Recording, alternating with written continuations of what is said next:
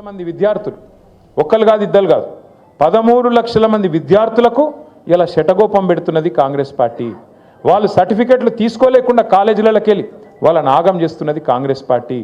ముస్లింలు కావచ్చు, ఎస్సీలు కావచ్చు, ఎస్టీలు కావచ్చు, బీసీలు కావచ్చు, లేదా అగ్రవర్ణాల్లో ఉండే పేదలు కావచ్చు, బాగుండాలే చదువుకోవాలనే ఉద్దేశంతో ఒక మంచి పథకం ఆనాడు రాజశేఖర రెడ్డి గారు పెడితే దాన్ని కొనసాగించింది కేసీఆర్ గారి ప్రభుత్వం. మనం ఎన్నడూ వివక్ష చూపెట్టలేదు. చంద్రబాబు నాయుడు గారు ఏమన్నా మంచి పథకం తెచ్చింటే దాన్ని కూడా కొనసాగించినాం. రాజశేఖర రెడ్డి గారు ఏమైనా తెచ్చింటే దాన్ని కొనసాగించినాం. రోషయ్య గారు ఏమైనా తెచ్చింటే దాన్ని కొనసాగించినాం. అట్లాగే కిరణ్ కుమార్ రెడ్డి ఏమైనా మంచి పని చేస్తే దాన్ని కూడా కొనసాగించినాం. తర్వాత మన పథకాలు మనం తెచ్చినాం.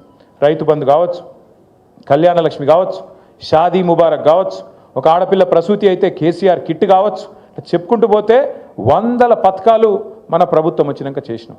మనమేమో అట్లా పని చేసినాం. ప్రభుత్వం అనేది కంటిన్యూస్గా ఉండాలి, మనం ఎవ్వల మీద కక్ష పెట్టుకోవద్దు అని మనం పనిచేసినాం. వీళ్ళ వ్యవహారం ఎట్లుంది? కేసీఆర్ పేరున్నది కేసీఆర్కి ఇట్లా కట్ చేసి పారేయండి.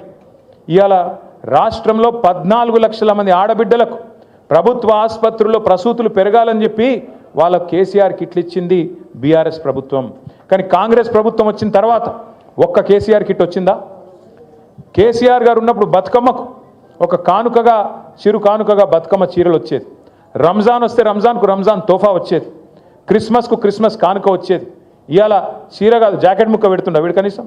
ఇక మళ్ళీ పెద్ద పెద్ద మాటలు, ఇందిరమ్మ రాజ్యము, ప్రజాపాలన, ఆడబిడ్డలు అందరినీ కోటీశ్వరులు చేస్తా. నేను చెప్తున్నా కదా, కోటీశ్వరులు చేసుడు కాదు, మీ మెడల పుస్తల తాడు ఎత్తుకపోతే వీడే మంచోడు. గంత దుర్మార్గమైన ప్రభుత్వం ఇవాళ ఈ రాష్ట్రంలో ఉన్నది. ఫీజు రీయింబర్స్మెంట్కు పైసలు లేవు, తులం బంగారంకు పైసలు లేవు, రైతు బంధుకు పైసలు లేవు, 4000 పెన్షన్కు పైసలు లేవు, 2,500కు పైసలు లేవు, రుణమాఫీకి పైసలు లేవు.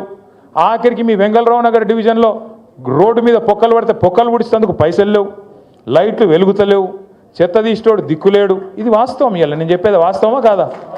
పట్టించుకుంటోడు ఉన్నాడు ఇవాళ రాష్ట్రంలో? ఎవరి పనుల వాళ్ళు ఒకటే బిజీగా ఉన్నారు. చందానగర్లో మొన్న పొద్దున పూట, మనకి ఎక్కువ దూరం కూడా కాదు, 4-5 కిలోమీటర్ల అవతల చందానగర్లో పొద్దున పూట బంగారం షాప్ మీద పడి దొంగలు తుపాకులు పట్టుకొని ఆయనతో దోసుకొని పోయారు. చూసిరా టీవీలలో లేదా? ఇలా పట్టించుకుంటోడు లేడు హైదరాబాద్లో. భయం లేదు, భక్తి లేదు.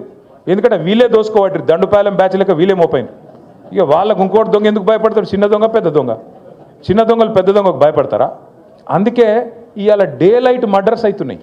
క్రైమ్ రేట్ 41% పెరిగింది. సీసీ కెమెరాలు పనిచేస్తలేవు. ఆఖరికి గల్లీలో పెట్టిన లైట్లు పనిచేస్తలేవు, బుగ్గలు పనిచేస్తలేవు. కింద పొక్కలు పడితే పొక్కలు ఊడ్చేటోడు కూడా లేడు, పట్టించుకున్నోడు లేడు. వీళ్ళట జూబ్లీ హిల్స్లో మాగంటి గోపీనాథ్ ఆశయాలు మేము కొనసాగిస్తాం, మేము ఇది చేస్తాం, అది చేస్తాం అన్న చెప్పింది, సుధీరన్న చెప్పింది కరెక్ట్. రేపు తెల్లారి ఎలక్షన్ అయిపోయిన తెల్లారి నవంబర్ మాసం తర్వాత ఇవాళ మీ ఇండ్ల చుట్టూ తిరుగుతున్న ఈ కాంగ్రెస్ నాయకులు ఒక్కడంటే ఒక్కడు మళ్ళీ అడ్రస్ కూడా లేకుండా వారిపోతారు, ఫోన్ నెంబర్లు కూడా మార్చుకుంటారు. ఇది జరగకపోతే నన్ను పట్టుకోవాలని చెప్పి నేను కోరుతా ఉన్నా.